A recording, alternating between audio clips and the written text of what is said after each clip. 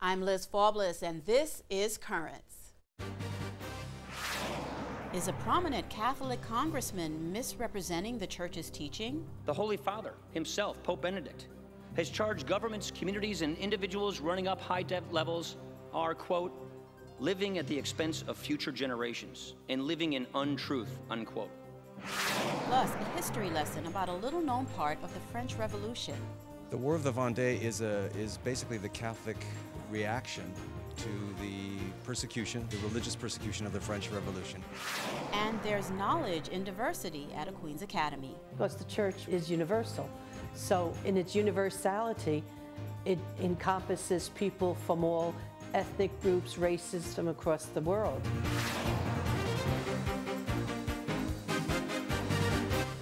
Good evening, and thank you for joining us. Last month, Republicans released a 2012 federal budget plan they claim would trim costs by $6.2 trillion over a decade. Paul Ryan, the Budget Committee chairman, says the measure includes historic changes to Medicare, Medicaid, and other popular programs that, quote, pour federal money into Americans' lives, arguing that a sacrifice now will keep those programs solvent for the future. And while all this may sound like politics as usual, it was a comment Ryan made last week that raised the ire of church leaders and theologians once again. In an interview, he claimed that his Catholic faith was the inspiration behind the Republicans' cost-cutting budget plan. Well, in response to Ryan's comments, the nation's Catholic bishops reiterated their demand that the federal budget protect the poor, saying the GOP measure fails to meet moral criteria. The bishops called on lawmakers to reject, quote, unacceptable cuts to hunger and nutrition programs for moral and human reasons. Now, there has also been pushback from prominent academics, theologians, and priests at one of the nation's most prestigious Catholic universities, Georgetown, where Ryan spoke Thursday about his vision for the country's budgetary future. The Wisconsin Republican went so far as to quote Pope Benedict to support the need to address the country's ever-expanding debt. The overarching threat to our whole society today is the exploding federal debt. The Holy Father himself, Pope Benedict, has charged governments, communities, and individuals running up high debt levels are, quote, living at the expense of future generations and living in untruth, unquote. We in this country, we still have a window of time before a debt-fueled economic crisis becomes inevitable.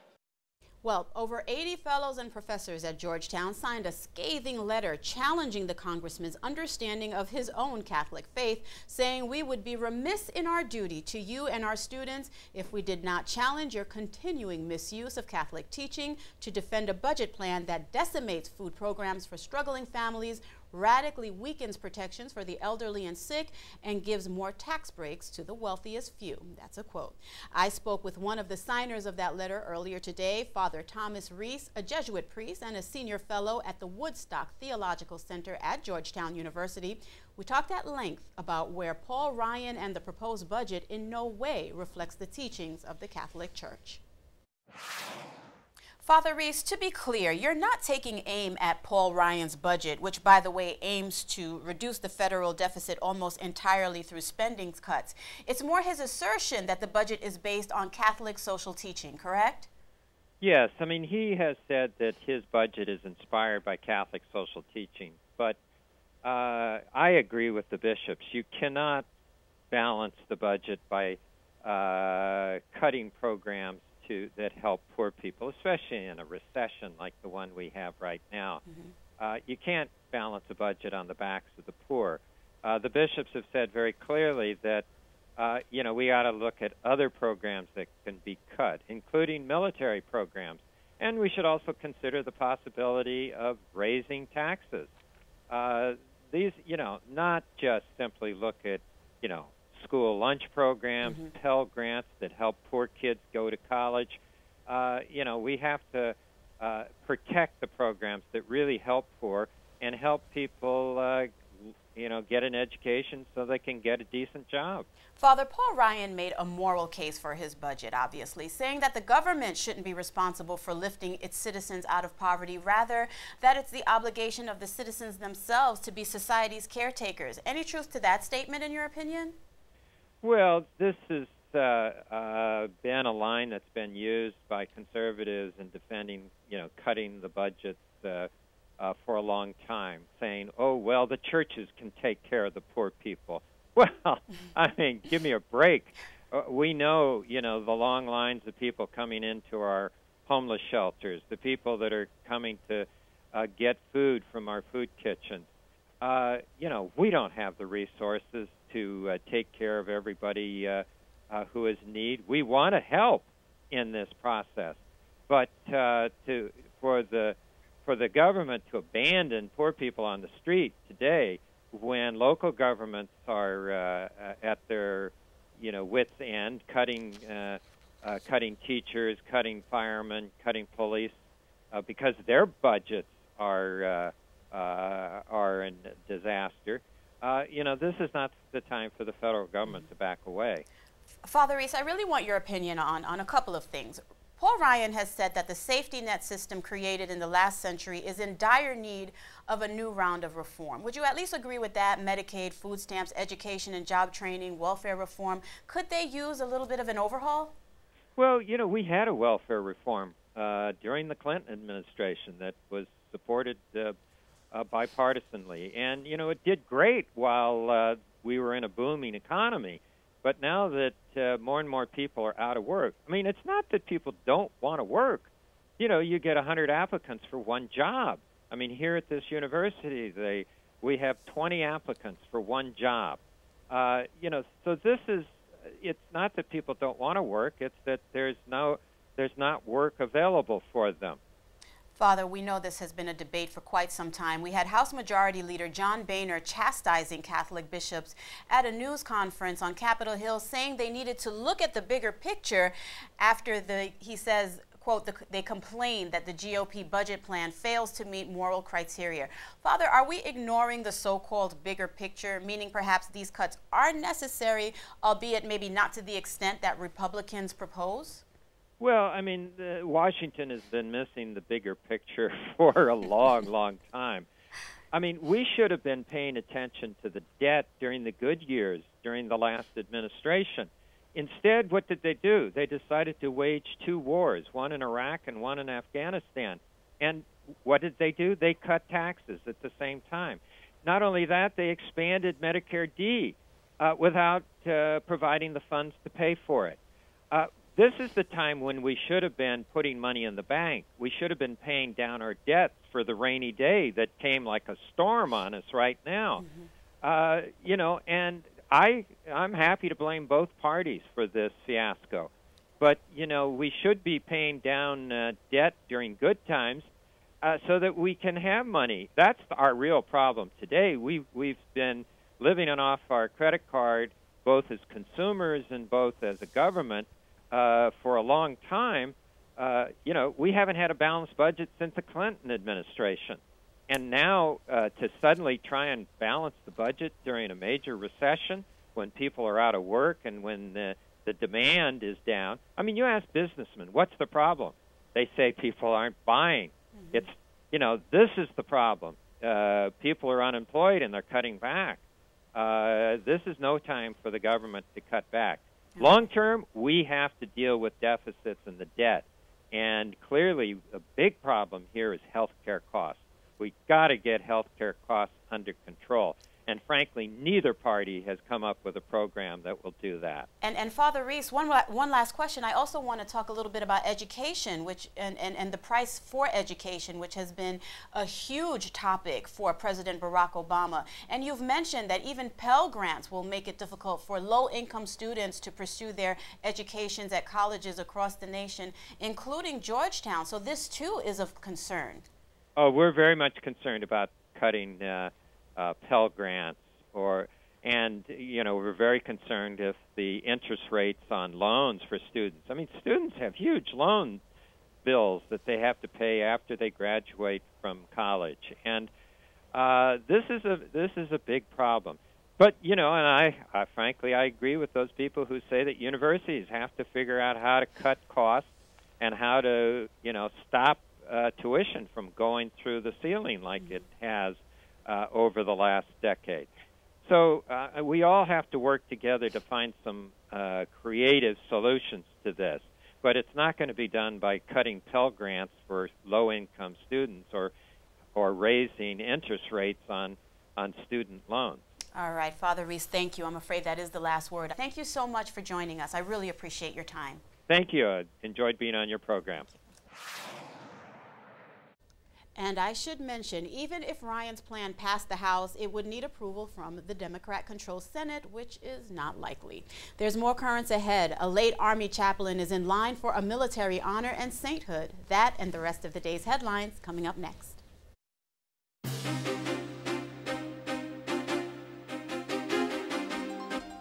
Welcome back to Currents. I'm Liz Faubles. A California bishop says after the federal contraception mandate, it could get worse for religious organizations. Oakland Bishop Salvatore Cordileone, who is in Rome for an ad limina visit with Pope Benedict, told Vatican News Radio that he's grateful for non-Catholics who've joined with the church to oppose the mandate. They recognize that this is just the next step. What's the next step after that? If this goes through, there's nothing to stop the government from requiring faith communities to cover abortion in their insurance package and so forth. Where is it going to end? Bishop Cordileone was also asked about what he and fellow bishops perceive as a multi-pronged threat to religious liberty. He said this is a, quote, pivotal moment for the life of the church in the U.S. Connecticut's governor made it official on Wednesday, signing into law a measure to repeal the death penalty in the state. The law signed by Governor Dan Malloy replaces the death penalty with life in prison without the possibility of parole. The law only applies to future cases. The 11 people who are currently on death row in Connecticut still face execution. Connecticut's Catholic Conference supported the repeal. Following the Pew Forum survey on religion and the 2012 presidential race, Gallup has released its own survey, and the results show that religion will be a key factor in determining support for the two candidates. According to Gallup, President Obama is leading among those who identify as moderate and less religious voters. Romney has the advantage with the very religious. Self-identified Catholics who in recent elections have supported the man who eventually won are in Obama's corner again, this time by a 6-point margin over Romney. Overall, the Gallup numbers show Obama with a 7-point lead. While culture wars rage in California and Washington state over same-sex marriage, a new Pew survey shows Americans are about split on the issue. The number leans slightly in favor of legalizing same-sex marriage, with 47% for it, 43% against. The data shows age may be a determining factor. Among Americans under age 30, only 18% oppose legalization. The number jumps to 56% among Americans 65 or older. A teacher in Indiana claims the Catholic school where she worked fired her after learning she used in vitro fertilization to try to get pregnant. The 31-year-old woman is suing the Diocese of Fort Wayne, South Bend, and St. Vincent de Paul School for discrimination. On CNN Today, she said she was surprised when the pastor of the parish first told her there was a problem. It was shocking because one day I got an email saying that I needed to meet with the Monsignor at St. Vincent, and he told me that basically my job was at risk out of the blue. And I said, well, you know, my principal has been knowing about this for 2 years. I didn't think I was doing anything wrong, and I had never had any complaints about, you know, me as a teacher, so I was shocked. And then it just kind of snowballed from there. So it's been very traumatic. In vitro fertilization involves the fertilization of an egg by a sperm outside of a woman's body. The church opposes the method because it frequently results in the destruction of embryos and is in opposition to the dignity of procreation. In a statement, the diocese says that no discrimination occurred and that it has clear policies requiring employees to have knowledge of and respect for the Catholic faith, as well as follow the church's teachings.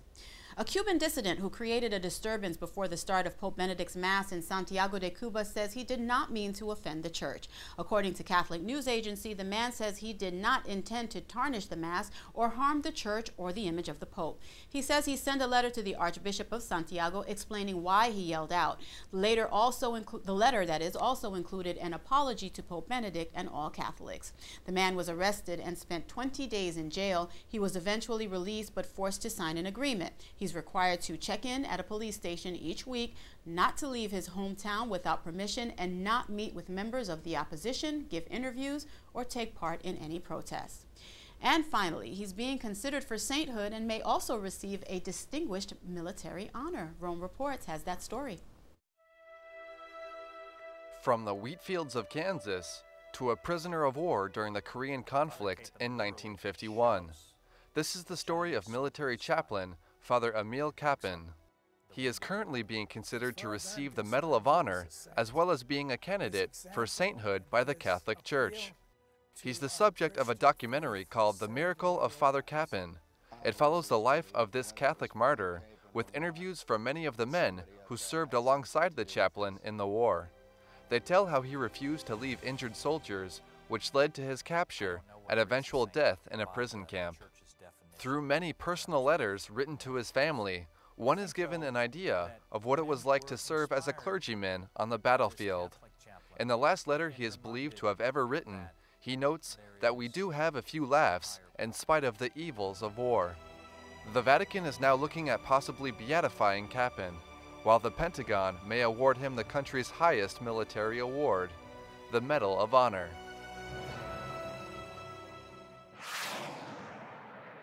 And stay tuned, there's more currents ahead. Coming up, in the 18th century, a group of Catholics countered the French Revolution, and a film tells their story. We were amazed to learn that an American producer made a film about that very little-known story in France.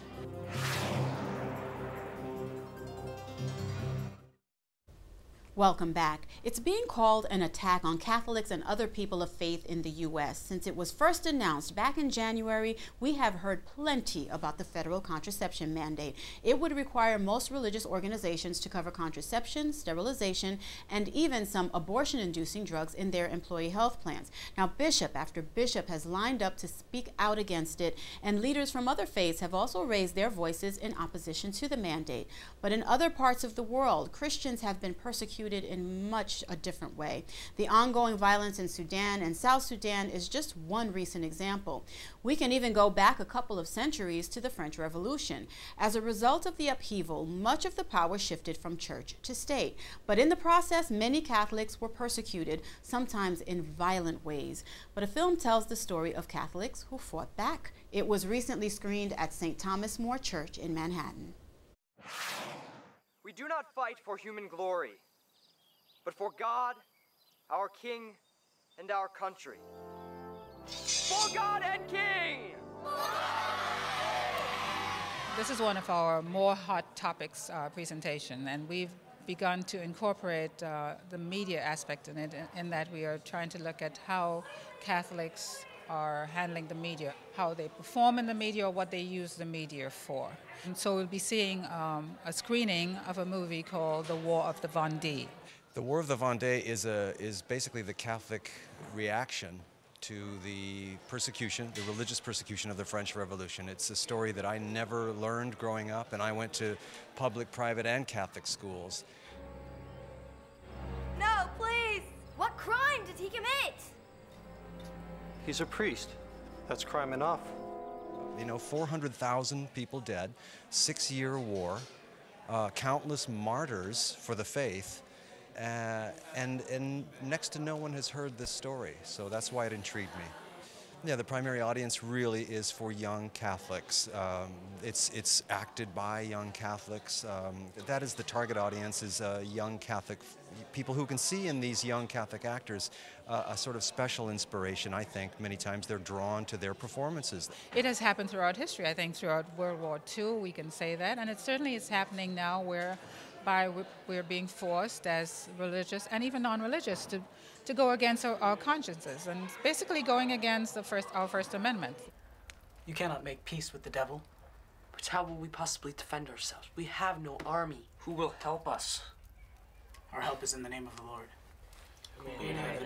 When I decided on this story a year and a half ago, I would never have imagined that there would be such a formidable attack on our religious freedom as we've seen in the last few months with the HSS mandate. And Protestants and others are recognizing is an attack on the First Amendment and are our right to exercise freedom of religion. It's an inspiration to families, to children, so that they can see themselves performing and they can see roles as a producer, as an actor, various roles in the media. And the media has become such a mainstay of our society these days. I think the film is very well done.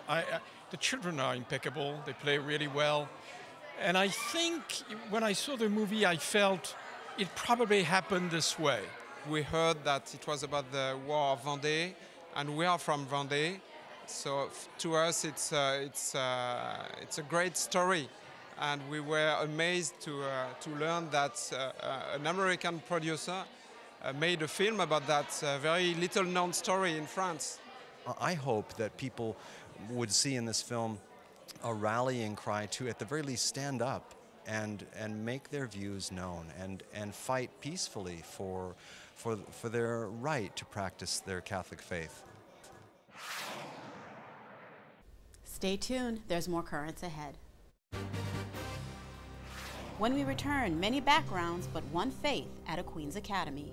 God's message was to love everyone. So to be able to really love everyone, you have to be able to appreciate differences.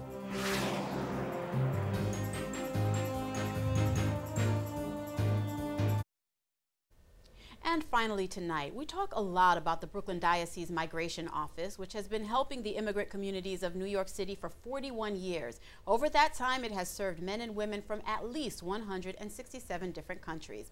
And with such a diverse diocese, it should come as no surprise that the diversity would be reflected in the school system. And we got to see that firsthand when we paid a visit to Divine Mercy Academy in Ozone Park, our latest School of the Week.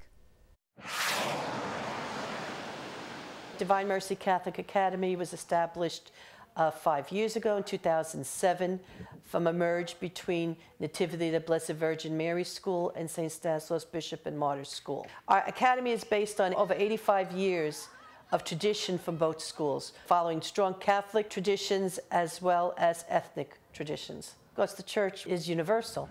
So in its universality, it encompasses people from all ethnic groups, races from across the world. And I think we see that here. Our students are very diversified.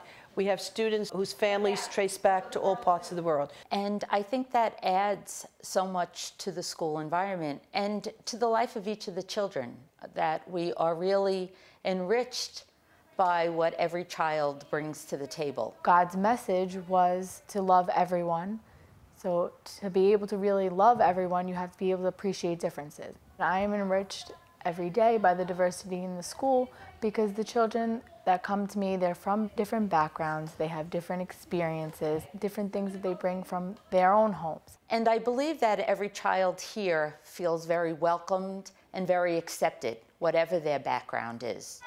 Because our school has a mixture of different cultures, it's almost like the students are growing up, making friends and not seeing them as different. You know, if you talk about Martin Luther King and you talk about, you know, in history when, you know, everything was separate and they couldn't be friends, the idea to them is completely crazy. They almost can't understand how the world was like that. Children don't see prejudice.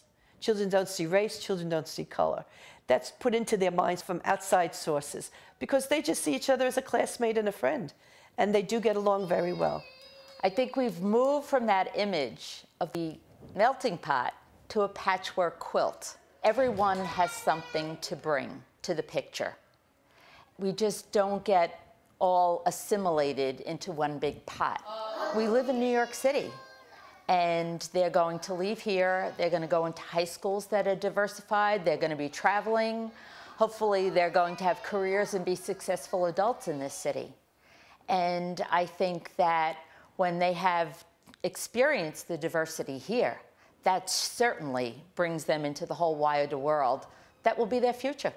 We're known for our academics. Our academics are very strong. Our state test scores are very good. We're above diocesan, state, and even the city levels. The faculty here at the school is very dedicated to making sure that the students succeed. Students work well when they have a schedule, they have a structure. They know work comes first. You know, we work in the morning, we can party in the afternoon if it's a special occasion. May I have your attention, please? Please stand for the prayer. diversity could be seen as a spiritual concept. Jesus loves diversity. After all, his Father created us differently to show that we are individuals. You know, we have our own thoughts and our own opinions, and you just want to, you know, we're not all the same. He didn't make us all the same. If he made us all the same, it'd be boring. Diversity adds excitement in that, both to the church and to the world. So definitely, Jesus is in favor of diversity, and you know, when we get up to heaven, I think we can see how diverse it is, more so than probably what we know now. And that is all for this edition of Currents. Coming up tomorrow, the latest on the increasingly hostile situation in the Sudan region. Until then, be sure to visit us online at currentsny.net. We are also on Facebook and Twitter. For all of us here at Currents, I'm Liz Faublas. Thank you for watching and have a good night.